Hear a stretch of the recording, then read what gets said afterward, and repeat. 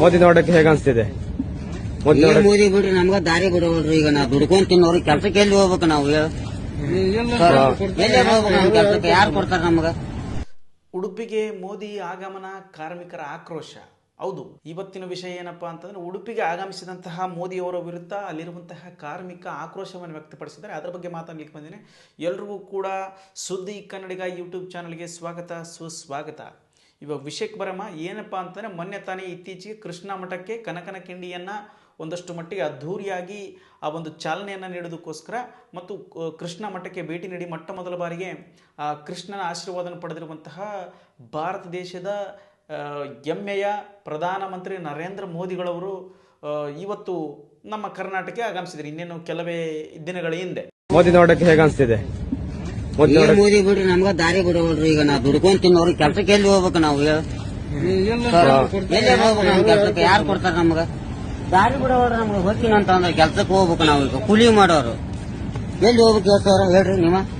ಮೋದಿ ನೋಡಕ್ ಬಂದಿದೆ ಅಲ್ಲ, ಯಾರು? ನಾವು ಆ ಕಡೆಯಿಂದ ನಮಗೆ ಕೊಡ್ತಾನನ್ರಿ. ಈಗ ತಿನ್ಲಿಕ್ಕೆ ಕೊಡ್ತಾನ. ಈಗ ಯಾರು ಕೊಡಂಗಿಲ್ರಿ ಸರ್. ಆ ಕಡೆ ದಾರಿ ಇದೆ ಅಲ್ಲ, ಅಲ್ಲಿ ದಾರಿ ಐತ್ರಿ. ಅಲ್ಲಿಂದ ನಡ್ಕೊಂತ ಅಲ್ಲಿ ಹೋಗ್ಬೇಕಾದ್ರೆ ನಮ್ಗೆ ಎಷ್ಟು ಟೈಮ್ ಆಗುತ್ತೆ ಹೇಳ್ರಿ ಸರ್. ಈಗ ಕೂಲಿ ಮಾಡಕ್ ಹೋಗ್ಬೇಕು ನಾವು. ದಾರಿ ಬಿಡೋದು ಸರ್. ಎಲ್ಲಿ ಕೂಲಿ ನಾವಿಲ್ಲಿ ಬಾಯಿಗೆ ಹೋಗ್ಬೇಕು ಸರ್. ಬಾಯಿಗ ಅದು ಊರಂತ ಹೆಸರೈತಿ, ಬಾಯಿಗಂತ. ಹ್ಞೂ ರೀ, ಕೆಲ್ಸಕ್ಕೆ.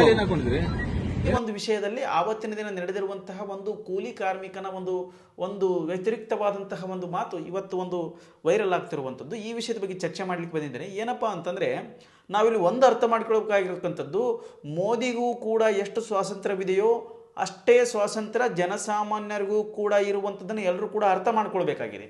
ಅದನ್ನು ಅರ್ಥ ಮಾಡಿಕೊಳ್ಳದಿರುವಂತಹ ಕೆಲವೊಂದು ಕಚಡಗಳು BJP ಆಗಿರ್ಬೋದು, ಕಾಂಗ್ರೆಸ್ ಆಗಿರ್ಬೋದು, ಇನ್ನಿತರ ಪಕ್ಷ ಯಾವುದೇ ಪಕ್ಷ ಇರಬಹುದು, ಅವರು ಬಂದಾಗ ಇವರ ವಿರುದ್ಧ ಆಕ್ರೋಶ ಕೇಳಿ ಬಂದಾಗ ಅವರು ಒಂದಷ್ಟುಗಳನ್ನು ಕಮೆಂಟ್ಸ್ ಮಾಡುವಂಥದ್ದು, ಇವರು ಬಂದಾಗ ಅವರು ಒಂದಷ್ಟು ಕಮೆಂಟ್ಸ್ಗಳನ್ನು ಮಾಡುವಂಥದ್ದು. ಇದೇ ರೀತಿಯಾಗಿ ಜನಸಾಮಾನ್ಯರಿಗೆ ತೊಂದರೆ ಆಗ್ತಿದೆ. ಹೌದು, ಅವರು ಬರಲಿಕ್ಕೆ ನಮ್ಮ ತೊಂದರೆ ಇಲ್ಲ, ಬಟ್ ನಮ್ಮ ಕೆಲಸವನ್ನು ಮಾಡಲಿಕ್ಕೆ ತೊಂದರೆ ಕೊಡ್ತಾ ಇದ್ದಾರಲ್ಲ ಎನ್ನುವಂಥದ್ದು ಧ್ವನಿ ಎತ್ತುವುದರಲ್ಲಿ ಏನು ತಪ್ಪಿದೆ? ಆ ತಪ್ಪನ್ನು ಮಾಡಿರುವಂಥದ್ದಾದರೂ ಏನು? ನಮಗೆ ಇವತ್ತು ಕೂಲಿ ಕೆಲಸಕ್ಕೆ ಹೋಗಿಲ್ಲ ಅಂದರೆ ಊಟ ಸಿಕ್ಕಂಗಿಲ್ಲ, ನನ್ನ ಕುಟುಂಬಕ್ಕೆ ಇವತ್ತು ಊಟ ಕೂಡ ಸಿಕ್ಕಂಗಿಲ್ಲ ಎನ್ನುವಂತಹ ಒಂದು ವೇಷಭರಿತವಾಗಿರುವಂತಹ ಒಂದು ವ್ಯತಿರಿಕ್ತವಾಗಿರುವಂತಹ ಮಾತನಾಡ್ತಾ ಇದ್ದಾನೆ ಕೂಲಿ ಕಾರ್ಮಿಕ. ಆ ಕೂಲಿ ಕಾರ್ಮಿಕನ ವಿಷಯವನ್ನು ಯಾಕೆ ನೀವು ದೊಡ್ಡದು ಮಾಡ್ಕೊಳ್ತಾ ಇದ್ದೀರಿ ಅಂದರೆ, ಇಲ್ಲಿ ಒಂದು ವಿಷಯವನ್ನು ಅರ್ಥ ಮಾಡ್ಕೊಳ್ಳೋದು, ನಿಮಗೆ CM ಆಗಿರಲಿ, PM ಆಗಿರಲಿ, ಅದು ಯಾವುದೇ ಪಕ್ಷದವರು ಆಗಿರಲಿ, ನಮ್ಗೆ ಯಾರೂ ಸಂಬಂಧ ಇಲ್ಲಪ್ಪ. ನಿಮ್ಮ ಕೆಲಸ ನೀವು ಮಾಡಿದ್ರೆ ನಮ್ಮ ಕೆಲಸ ನಾವು ಮಾಡ್ತೀವಿ, ನಿಮ್ಮ ಕೆಲಸಕ್ಕೆ ನಾವು ಅಡ್ಡಿ ಬರೋಂಗಿಲ್ಲ, ನಮ್ಮ ಕೆಲಸಕ್ಕೆ ನೀವು ಅಡ್ಡಿ ಬರಬಾಡ್ರಿ ಅನ್ನುವಂಥ ಮಾಹಿತಿಯನ್ನು ಒಬ್ಬ ಕೂಲಿ ಕಾರ್ಮಿಕ ಅದನ್ನು ಹೇಳ್ತಾ ಇದ್ದೇನೆ. ಆದರೆ ಇಲ್ಲಿರುವಂತಹ ನಮ್ಮ ಸಮಾಜದಲ್ಲಿ ಅತಿ ಬುದ್ಧಿವಂತಿಕೆಯನ್ನು ಹೊಂದಿರುವಂತಹ ವಿದ್ಯಾವಂತ ಪ್ರಜೆಗಳು ಕೇವಲ ಕಮೆಂಟ್ ಬಾಕ್ಸ್ನಲ್ಲಿ ಮಾತ್ರ ಇವರು ಬುದ್ಧಿವಂತರು. ಇಂತಹ ಕಚಡಗಳೆಲ್ಲ ಇವರು ಮೆಸೇಜ್ ಮಾಡ್ತಾ ಇರ್ತಾರೆ. ನೀನು ಮೋದಿ ಬಂದಾಗ ಅಷ್ಟೇ ಪ್ರಶ್ನೆ ಮಾಡ್ತಿ, ಸಿದ್ದರಾಮಯ್ಯ ಬಂದಾಗ ಪ್ರಶ್ನೆ ಮಾಡಂಗಿಲ್ಲ. ಸಿದ್ದರಾಮಯ್ಯನ ಕಡೆಯವ್ರು ಏನು ಮಾಡ್ತಾರೆ, ಸಿದ್ದರಾಮಯ್ಯ ಬಂದಾಗ ಅಷ್ಟೇ ಪ್ರಶ್ನೆ ಮಾಡ್ತಿ, ಮೋದಿನ ಪ್ರಶ್ನೆ ಮಾಡಂಗಿಲ್ಲ. ಇದನ್ನು ಬಿಡ್ರಲ್ಲಿ ಮೊದಲು, ಇಂಥ ಕಚಡ ಬುದ್ಧಿಗಳು ಬಿಡ್ರಿ, ಇವು ಕಮೆಂಟ್ ಹಾಕೋದು ಬಿಡ್ರಿ. ಏನಪ್ಪ ಅಂದ್ರೆ ವಿಚಾರ ಮಾಡ್ರಿ. ಮೊದಲು ಜೀವನದೊಳಗೆ ನಾವು ಯಾರ ಬಗ್ಗೆನೂ ವಿಚಾರ ಮಾಡೋದು ಬೇಡ. ನಾವು ಹೆಂಗಿದೀವಿ, ನಮಗೆ ಸ್ವಾತಂತ್ರ್ಯ ಸಿಕ್ಕತ್ತಿಲ್ಲ, ನಾವು ಕಾನೂನಿನ ಬಗ್ಗೆ ಅರಿವೈತಿಲ್ಲ, ಕಾನೂನಿನೊಳಗೆ ಎಲ್ಲರಿಗೂ ಹಕ್ಕು ಐತಿಲ್ಲ, ಅದನ್ನು ಅರ್ಥ ಮಾಡ್ಕೊಳ್ರಿ. ಅವನ ಅಭಿಪ್ರಾಯಗಳನ್ನು ಅವನು ವ್ಯಕ್ತಪಡಿಸ, ನಮಗೆ ಕೂಲಿ ಬಿಡಬೇಕಿತ್ತಪ್ಪ, ನಮಗೆ ಇವತ್ತು ಹೋಗಿಲ್ಲ, ನಮ್ಮ ಹೆಂಡ್ರ ಮಕ್ಕಳಿಗೆ ತಂದು ಹಾಕೋದಾಗಲ್ಲ ಅನ್ನುವಂಥ ವಿಚಾರವನ್ನು ಅವನು ಹೇಳ್ತಾ ಇದ್ದಾನೆ. ಅದನ್ನೇ ದೊಡ್ಡದು ಮಾಡಿ ಅಂತ ಇದ್ರಪ್ಪ ಕಮೆಂಟ್ ಬಾಕ್ಸ್ಗಳಲ್ಲಿ.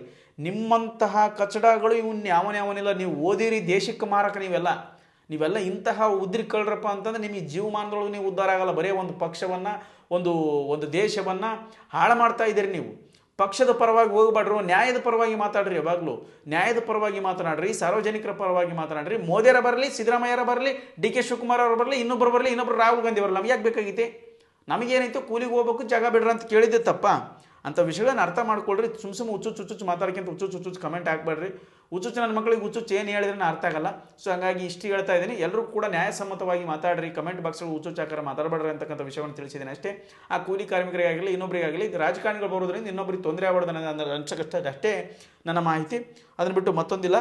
ಏನಾದರೂ ತಪ್ಪಿದ್ರೆ ಕಮೆಂಟ್ ಬಾಕ್ಸ್ಗಳ ಮುಖಾಂತರ ಹಾಕ್ರಿ, ತಿದ್ಕೊಳ್ತೀನಿ. ಧನ್ಯವಾದ.